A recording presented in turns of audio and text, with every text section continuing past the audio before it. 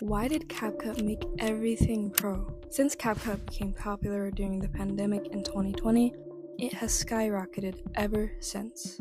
Because everyone was stuck inside, a lot of people thought to take on the hobby of editing, and what better way to start on a free, easy-to-use mobile program? Capcut has presets, effects, text templates, and much more. Since its explosion in popularity, the founders of this new comprehensive editing app has continued updating it by adding templates and even graphs. So it seems like Capcut is a wonderful app, right? Wrong. Capcut wants money. Every app has pro features. Every app limits features through a paywall. Every app wants your money. So why is it such a big problem when Capcut does it? Like many other apps, After Effects is a monthly paid subscription, Video Star has a pro subscription, and so does many other editing apps. It shouldn't be that big of a deal that Capcut added a pro subscription for around $13 a month or $131 a year. But the problem is with specifically Capcut is that they're known for having free and easy to use features. When they contradict the image they've built and go against their own values, it makes sense that a lot of people will be frustrated. Capcut editors just want an easy, accessible app, and when the reason they downloaded the app gets overshadowed by a paywall, no wonder Capcut users are mad. Take After Effects for an example. It costs $22 a month to have an After Effects subscription, but After Effects is still a highly respected software. After Effects is known for being advanced and not beginner-friendly, so it makes sense to give access to AE users through a subscription. So unlike Capcut, After Effects has been marketed as a high-end program with endless features, therefore you pay a lot. I hate how they made almost all the effects pro. Another person says, they're obviously sacrificing integrity to do so. But then the question becomes, why did Capcut make everything pro now that they're doing so well? And now that they're known for the exact opposite of being a money grabber. They must have known that making almost everything through a paywall would have consequences. They might make the argument that because they have a bigger audience, more people will buy pro, but my opinion is the opposite. Since Capcut attracts a lot of people who cannot afford a high-end program such as After Effects, it seems like a no-brainer to me that they should not make everything pro. Capcut primarily earns revenue from in-app purchases, advertisements, and premium features. Why is it then that all of these money sources aren't enough? Are they just money hungry, or is there more behind it? Many believe that Capcut is just money hungry, and that they're just showing their true intentions, that they want money and they do not care about user experience. It's crazy to me that they're making almost everything pro, because when you search on Google what Capcut is famous for, it literally says it offers a range of features including trimming, cutting, adding music, effects, and text. It's user-friendly and has a lot of built-in templates and tools that make it accessible, even if you're not experienced with video editing. So obviously a lot of Capcut users are frustrated. I tried to go on the app myself and experience how many pro features there really was. I was immediately met with pro features. If I wanted to add a text effect, there was a very limited amount of free fonts. Literally, these top 3 texts are free, and then there's a couple in between all these pros, but they're just almost all pro. I think it's insane how many pro features have flooded the app. When I looked at the animations tab, almost everything was pro as well. Okay. Whoa. Almost everything is pro. What?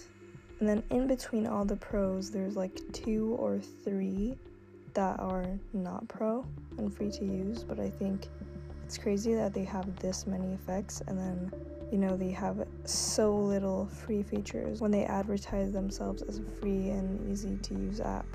I would definitely be discouraged from editing on here if this is what I was getting. But how does the Capcut community feel about this?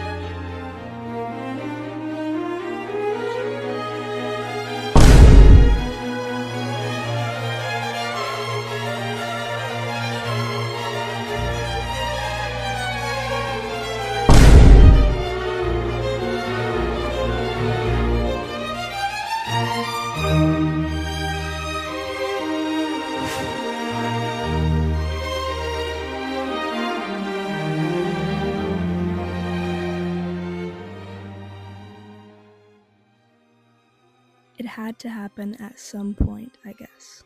They made the fade-in feature pro. Let that sink in. On many other programs, fade in and fade out are usually free to use necessities, I would say, and can easily be replicated without a template. So making this a paid feature is crazy. Another user says everything is now pro. We all remember how Capcut used to be free, but in 2025 they decided to make everything pro, and my favorite features are now pro. I know many editors are suffering from this. Capcut editors have reached a common consensus. Capcut wants money and does not care about their user experience at all. Capcut wants every last drop of money they can get, and they will drain out the money until the last penny. Before the TikTok ban, I had a theory that Capcut was making more features paid because they wouldn't get to promote Capcut through TikTok. Now, time has passed and the TikTok ban was enacted for a very short amount of time. Capcut Pro has continued making effects, presets, and everything else paid. They have continued to make the user experience increasingly annoying, and have showed time and time again that they do not care. They only care about the users that buy Pro. To combat this, some users have found a loophole using external links. Having to download anything to get Capcut Pro for free is risky though. A lot of it can end up giving you a virus or not work properly and is obviously illegal. Capcut went from being a go-to free editing app to a frustrating paywalled mess. I mean, it's fair that every company needs to make money, but when your entire brand is built on accessibility, going against your own morals destroys your entire brand. Editors aren't mad just because features cost money, they're mad because Capcut promised something different. It's so clear. They care more about profits than the people who made the app popular in the first place. If Capcut continues down this path, they risk losing the very community that made them succeed. Once an app becomes more annoying than useful, it doesn't matter how many effects you have behind a paywall, no one will be around to use them. I think Capcut editors that are frustrated should migrate to other editing apps. A lot of editors don't have the money for an advanced program, and that is totally fair. You should still be able to create an awesome edit without paying anyone in the process.